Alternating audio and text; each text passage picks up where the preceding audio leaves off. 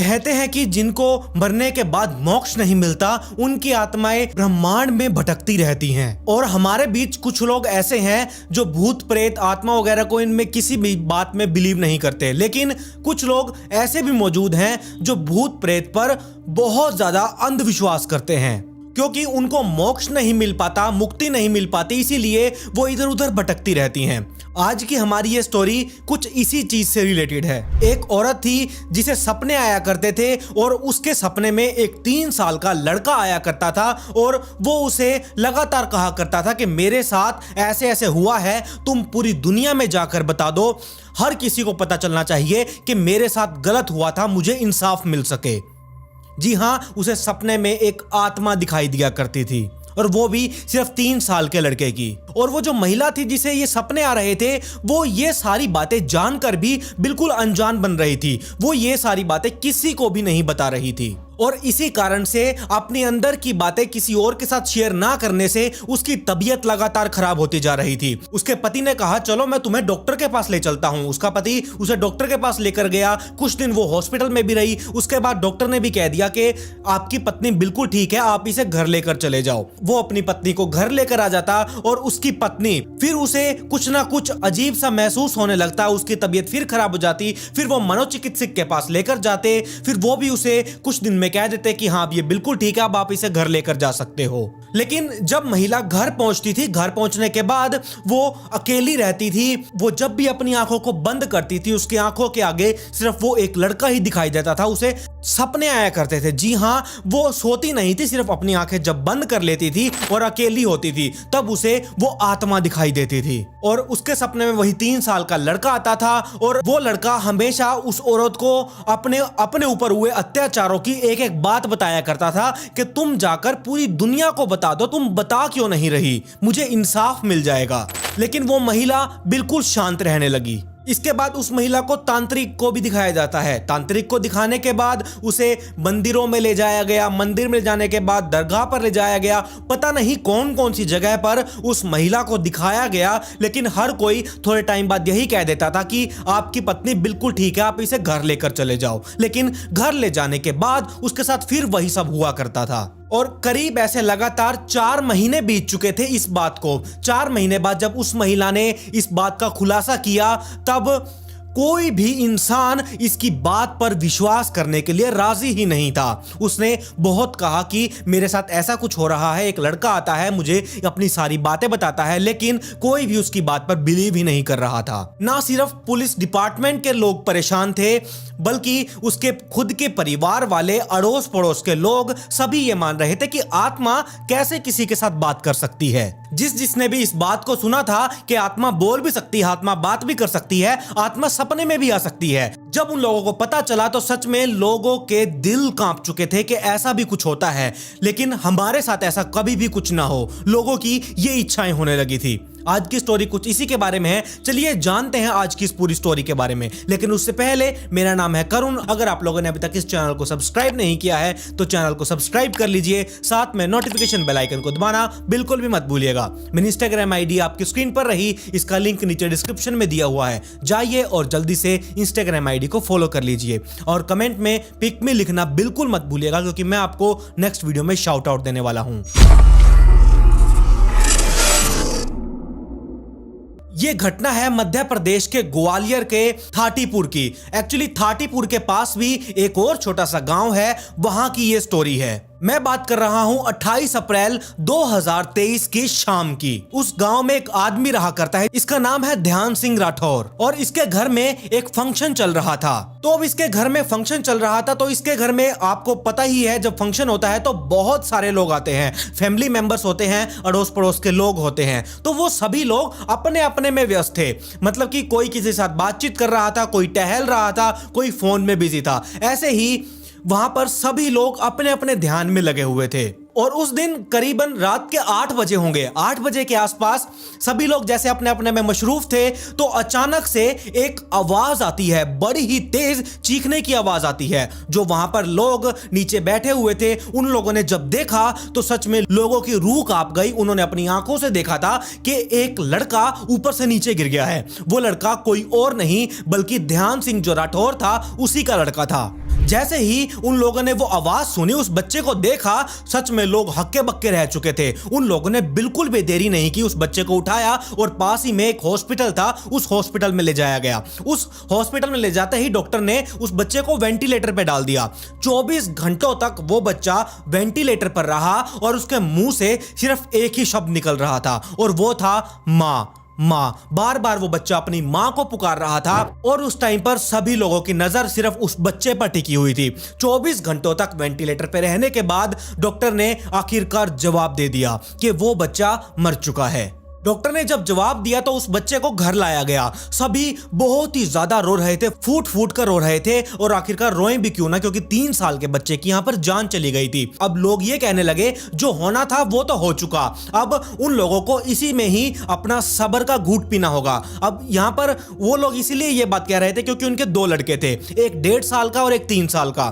3 साल के लड़के की तो मौत हो चुकी थी जिसका नाम था जतिन, और जहां पर 1.5 साल का लड़का था सोनू। वो लोग अब बार बार उसके परिवार वाले यही कह रहे थे कि अब आप लोगों को इसमें सब्र रखकर अपने छोटे लड़के सोनू के साथ ही अपनी आगे की जिंदगी बितानी होगी। जो हो गया आप यही समझो कि भगवान की मर्जी थी, उन्होंने इसे लेकर जाना था तो वो लेकर चले गए। ऐसे बातें करते करते कुछ दिन बीते और सभी लोगों ने अपना ये घूंट, जहर का ही घूंट था, वो पी लिया। उसके बाद सभी को ये लगने लगा कि हाँ चलो ठीक है, भगवान की मर्जी थी, जो होना है हो गया। लेकिन वहां पर एक शख्स ऐसा था जिसने जो इस सबर का घुट पी ही नहीं पा रहा था। उसे लग रहा था कि यहां पर उस लड़के के साथ कुछ ना कुछ गलत जरूर हुआ है। वो कोई और नहीं बल्कि वहीं का एक पुलिस इंस्पेक्टर था। और वो जो इंस्पेक्टर था जिसे ये बात हजम ही नहीं हो रही थी कि ये लड़के की ऐसे अचानक से मौत नहीं हो सकती, इसके पीछे बहुत बड़ा राज है। और वो जो इंस्पेक्टर था, उसी इंस्पेक्टर की पत्नी, उसके बाद ही उसकी पत्नी को वो बुरे बुरे ख्याल आ रहे थे,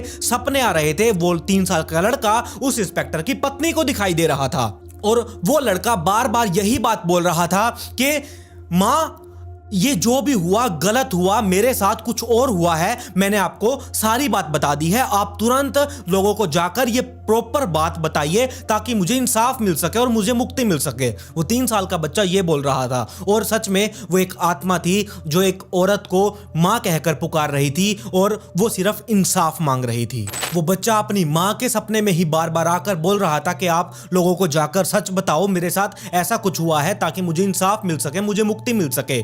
आप जाकर बताओगे तभी कुछ होगा, मैं सिर्फ गिरने से ही नहीं मरा, इसके पीछे राज है। तो जैसे वो औरत उसके बाद धीरे धीरे बीमार होने लगी क्योंकि वो सारी बातें अपने अंदर ही समा कर रखे हुई थी, वो बात किसी को बता नहीं रही थी। ऐसे ऐसे करते बहुत टाइम बीत चुका था तो उसकी दिन प्रतिदिन तबीयत बिगड़ती जा रही थी।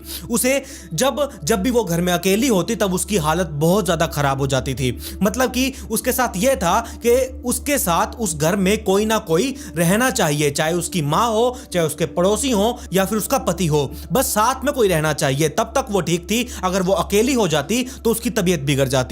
उन लोगों ने पता नहीं उसको, उस औरत को कहां कहां पर लेकर गए, डॉक्टर के पास, मंदिर के पास, पीर पर लेकर गए, चिकित्सक को दिखाया, तांत्रिक तक को दिखाया, पता नहीं उन लोगों ने क्या क्या किया। लेकिन थोड़े टाइम के लिए सुधार होता, फिर वैसे ही हो जाता। यहां पर अब 2 महीने बीत चुके थे। 2 महीने बीतने के बाद उसे लगा कि मुझे अब ये अपने पति को इस बात का थोड़ा सा हिंट दे देना चाहिए। तो उसने अपने पति को कहा 2 महीने के बाद कि मैं आपको कुछ सच बताना चाहती हूँ, कुछ बात है जो मेरे अंदर है, मुझे खाए जा रही है, वो मैं आपको बताना चाहती हूँ। यहां पर मैं इस स्टोरी में थोड़ा सा बैक जाऊंगा 2017 में। 2017 में ध्यान सिंह राठौर और ये ज्योति राठौर, इन दोनों की शादी हुई थी और कुछ टाइम बाद ही इनका बच्चा हो गया। इनका परिवार बहुत अच्छा चल रहा था और जो इनका घर था वहीं पर उसके घर के अंदर ही एक दुकान थी।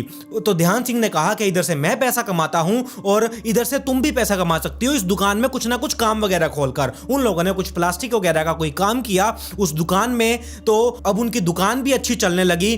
जैसे जैसे टाइम बीतता गया उनकी दुकान भी अच्छी चलने लगी। तो थोड़े टाइम बाद उन्हें यह फील हुआ कि इस दुकान में कुछ गड़बड़ है, हमें हमारे साथ कुछ ऐसा लगता है कि कुछ बुरा होने वाला है। जब से हमने ये दुकान शुरू की है, थोड़ा टाइम तो ठीक था, शुरू के 3-4 महीने, लेकिन उसके बाद ऐसा लगने लगा कि कुछ ना कुछ गड़बड़ है, हमें इस दुकान पर काम रोकना होगा, हमें दुकान बंद करनी पड़ेगी। और ऐसे ही लगातार टाइम बीतता गया। दुकान तो बंद नहीं की, लेकिन कुछ टाइम बाद, यानी कि जब उस टाइम पर 2023 में उनके घर पे फंक्शन था, फंक्शन के टाइम पर ही ज्योति ने अपने पति को यह कहा कि मुझे एक आत्मा ने कहा था कि तुम ऊपर जाओ, तुम्हारा ऊपर लड़का है, उसे जाकर धक्का दे दो, और मैंने ऐसे ऐसे कर दिया। यहां पर उसके पति ध्यान सिंह राठौड़ को बिल्कुल भी विश्वास नहीं हो रहा था कि इसने अपने बच्चे को ही धक्का दे दिया। ऐसा कैसे हो सकता है, उसे पहले बिलीव नहीं हो रहा था। लेकिन जब ज्योति ने ये सारी बातें बताई, तब थोड़ी ही देर बाद उसकी जो तबीयत थी वो धीरे धीरे ठीक होने लगी, क्योंकि उसने जो अपने मन की बात थी वो सच बता दी थी। और ऐसे ही थोड़ा थोड़ा टाइम बीतता गया और जो ध्यान सिंह था वो सबूत इकट्ठे करने लगा। आखिरकार वो भी पुलिस इंस्पेक्टर था, वो किसी भी गलत राह पर नहीं चला करता था, चाहे वो उसकी पत्नी ने ही गुनाह किया था, चाहे कुछ भी था, और आखिरकार मरा तो उसका बच्चा ही था। तो वो धीरे धीरे सबूत इकट्ठा करने लगा, उसके साथ बातचीत करता था, तो उसकी रिकॉर्डिंग कर लिया करता था। तो इसीलिए वहीं के पास ही के वो एक पुलिस स्टेशन में गया। पुलिस स्टेशन में जाकर उसने कहा कि मेरी पत्नी ने यह बयान दिया है कि ऐसे ऐसे उसे एक आत्मा ने कहा था कि भाई तुम ऊपर जाओ, तुम्हारा लड़का ऊपर खेल रहा है और तुम उसे धक्का दे दो, तो इसीलिए मेरी पत्नी ने मेरे बेटे को मार दिया। पुलिस वालों को इस बात में थोड़ा सा दम लगा, तो तुरंत ही ज्योति राठौड़ को यहां पर गिरफ्तार कर लिया गया। गिरफ्तार करने के बाद उसे जेल में डाल दिया गया। हालांकि यह आधा अधूरा सच था, लेकिन जो भी था, अब रिकॉर्डिंग उसकी पुलिस वालों के पास थी, उसने कबूल लिया था, तो इसीलिए उसे जेल में तो डालना ही पड़ा। अब उसे जेल में तो डाल दिया गया था, लेकिन जेल में जाने के बाद उसे वही सपने बार बार आने लगे। उसका लड़का बार बार उसके सपने में आ रहा था, और एक आधी बार तो उसने बताया कि मेरे साथ ऐसा भी हुआ कि वो लड़का 3 साल का जतिन, तो वो मेरे आंखें मेरी खुली होती थी तो वो मेरे सामने आकर खड़ा हो जाता था। लेकिन मैं सच में यहां पर बहुत ज्यादा दिक्कत में हूं, मुझे समझ में नहीं आ रहा कि क्या करना चाहिए। जब लोग और पुलिस वाले, उसका पति, सारे ये जब उसकी बातें सुनते थे तो वो सारे ही परेशानी में आ जाते। ऐसे करते करते पुलिस वाले, कांस्टेबल, वो ज्योति खुद और उसका पति और उसके परिवार वाले ऐसे धीरे धीरे करके परेशानी में आ चुके थे। और वो लड़का ज्योति राठौड़ के सपने में आकर बार बार यही बोल रहा था कि मां, तुमने आधा अधूरा सच क्यों बताया? तुम पुलिस वालों को और पापा को पूरा सच बताओ कि आखिरकार आपने ऐसा क्यों किया। इसके पीछे का रीजन तो आपने बताया नहीं और आपको जेल में डाल दिया गया। आप पूरा रीजन बताओ। अब यहां पर ऐसे ही करते करते 2 महीने और बीत चुके थे, तो पुलिस वाले भी अपनी यहां पर इन्वेस्टिगेशन शुरू कर चुके थे। और अचानक एक बार ऐसे ही पुलिस वालों का ज्योति राठौड़ के साथ आमना सामना हो जाता है। उससे पूछताछ के लिए अलग रूम में ले जाया जाता है। जब उससे पूछताछ की गई कि भाई तुम बताओ अपने मुंह से कि आखिरकार पूरा माजरा क्या है, हमारे हाथ में तुम्हारे खिलाफ सबूत भी लग चुके हैं, अब तुम अपने मुंह से बता दो कि पूरी बात क्या थी, हम तुम्हारे मुंह से सुनना चाहते हैं। अगर तुम इसके बारे में पूरी डिटेल में बात बताओगी तब हम तुम्हारे लिए कुछ कर पाएंगे। अब मैं थोड़ा सा उसी टाइम में वापस जाऊंगा जब ज्योति ने अपने पति को कहकर दुकान खोली थी और उसमें सामान रखवाया था, जब उन्होंने अपनी दुकान शुरू की थी। और ज्योति अपनी दुकान संभाला करती थी पूरा पूरा दिन और उसका पति अपनी ड्यूटी पर जाया करता था। तो ऐसे ही वहां पर एक आदमी रहा करता था जिसका नाम था उदय। उसका वहीं पर ससुराल था ज्योति के घर के पास, तो वो वहां से अपने ससुराल आया करता था। तो वो पूरा पूरा दिन ऐसे ही दुकान पर आकर बैठ जाया करता था। और ऐसे ही जब उदय ज्योति के साथ बैठा करता था तो उनके बीच में जब बातचीत होने लगी, बातचीत कब प्यार में बदल गई इन दोनों को पता ही नहीं चला। और ऐसे ही उदय ज्योति के साथ आपत्तिजनक व्यवहार करने लगा, यानी कि उसके साथ संबंध बनाने की लगातार कोशिश कर रहा था। और यहां पर ये दोनों बहुत ही खुश थे क्योंकि इनका एक नया रिश्ता बन चुका था। दोनों को शुरुआती दिनों में बहुत मजा आ रहा था, तो इन्हें कोई भी दिक्कत परेशानी नहीं हो रही थी। अब यहाँ पर जो ज्योति राठौड़ थी, उनके घर में फंक्शन था। ज्योति राठौड़ अपने घर की छत पर ऊपर जाती है तैयार श्यार होकर, और जो उदय था वो अपने ससुराल आया हुआ था। वो दीवार को टपकर ज्योति की छत पर आ चुका था और ऊपर एक कमरा बना हुआ था। उदय और ज्योति उस कमरे में जाकर संबंध बनाने लगते हैं। संबंध बनाते हुए वो अपना बड़े ही मजे से, यानी कि मौज मस्ती कर रहे थे। ऐसे ही जो उनका 3 साल का लड़का था जतिन माँ माँ आवाज लगाता हुआ ऊपर पहुंच जाता है। ऊपर पहुंचते ही वो सीधा कमरे में एंटर हो जाता है जहां उसकी माँ और एक गैर आदमी संबंध बना रहे थे। और जैसे ही उसके 3 साल के लड़के ने ज्योति को देखा कि वो किसी और मर्द के साथ अंग तरंग हुई है, तो उस ज्योति ने तुरंत अपने 3 साल के लड़के को उठाया और उसके बनने पर, यानी कि जो बनेरा बोलते हैं, जो छत की दीवार होती है, वहां पर खड़ा कर उसे धक्का दे दिया। वो लड़का नीचे गिर चुका था और जैसे ही लड़का नीचे गिरा तुरंत ज्योति फटाफट ऊपर से नीचे आई। नीचे आकर जो लोग नीचे बैठे थे वो तुरंत चीख सुनकर बाहर भागे और ज्योति भी ऐसे बड़े आराम से बाहर जाकर अपना ढोंग रचने लगी कि हो ये क्या हो गया, ऐसे वैसे हो गया, ये गलत हुआ। वो चीखने चिल्लाने लगी, वो भी रोने लगी। अब यहां पर ये किसी को भी नहीं पता था कि पड़ोसी के दामाद के साथ ज्योति के रिलेशनशिप चल रहे हैं। वो उसके लड़के ने देख लिया था, तो उसके बाद ये सारे कांड को अंजाम दे दिया गया। किसी को भी इस बात का पता नहीं चला। और ऐसे ही जब उसका लड़का यहाँ पर मर चुका था तो वो लगातार अपनी माँ के सपने में बार बार आकर उसे परेशान कर रहा था, बहुत बुरे तरीके से परेशान कर दिया, जब तक उसने सभी लोगों को, अपने पति को, परिवार वालों को सच नहीं बता दिया।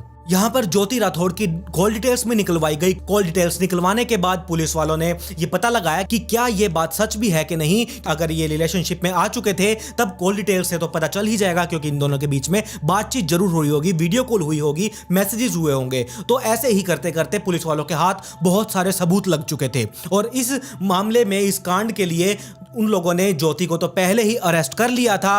और इसके बाद जब ये कांड मीडिया तक पहुंचा तो सच में लोगों ने इस बात को सुनकर, इस कांड को सुनकर उनके कान सन रह चुके थे। वो अपने मुंह से कोई लफ्ज ही नहीं निकाल पा रहे थे कि सच में ऐसा भी कुछ हो सकता है कि माँ अपने लड़के की जान ले ले और लड़का आत्मा बनकर अपनी माँ को ही परेशान कर दे कि आप जैसे तैसे भी करके, मुझे नहीं पता, मुझे इंसाफ चाहिए। और ऐसा करके इंसाफ मिला भी सही।